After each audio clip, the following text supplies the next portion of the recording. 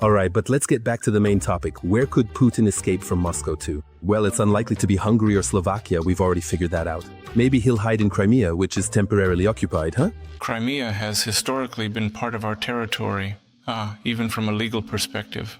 It is also true that he is a self-taught legal expert. No, you won't be able to hide away in Crimea, Putin.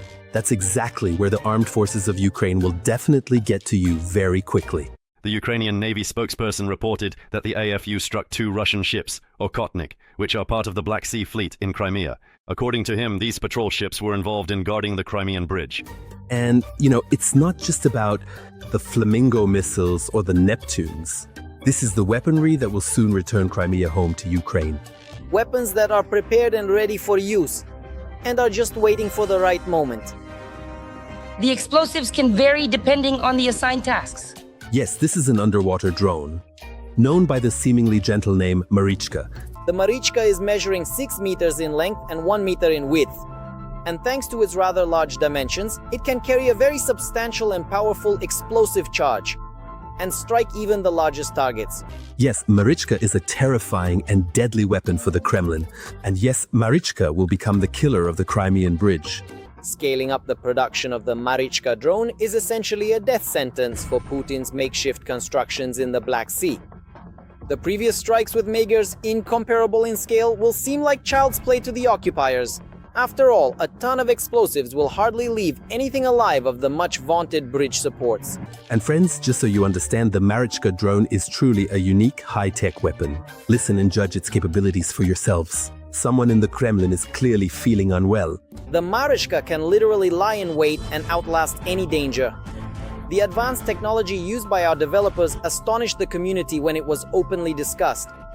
It turns out that the drone can stay completely motionless in ambush for weeks and at the right moment make a sudden dash and destroy its intended target. And of course, during wartime, the Ukrainian military command certainly won't reveal all its cards.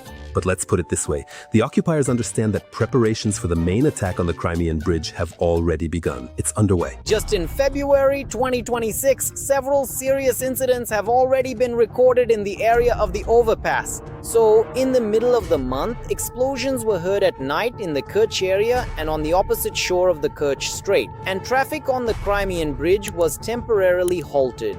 The following night, due to a UAV attack, the bridge was closed for the entire night.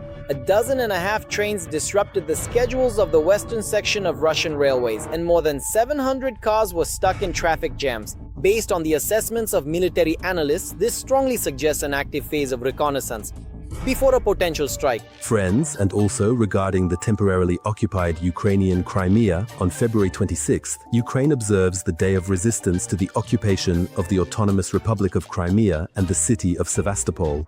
This right here is Ukraine. Referendum, boycott. Referendum, boycott.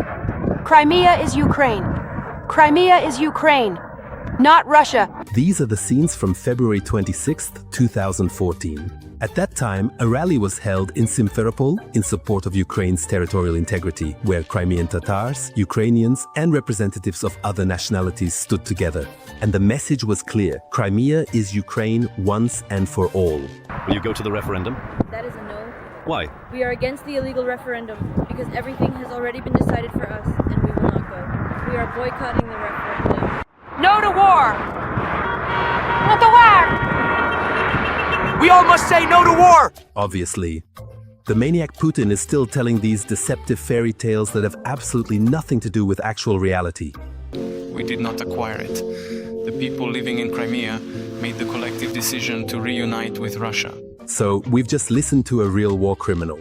Now let's listen to real residents of Crimea who did not want to stay silent and do not want to stay silent.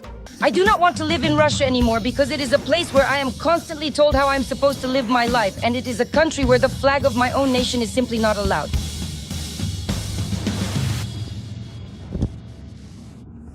And by the way, even those few Crimeans who used to support Russia are now deeply shocked and disillusioned by these so-called liberators.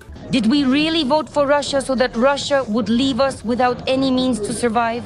Why is the administration setting up our Russia with its actions so that people end up running over here? Ukraine gave us jobs, but under Russia we were left without work. The actions, what they're doing, they're discrediting Russia itself. That's the point. It turns out that 300 people are left in their old age. Who is left in their old age?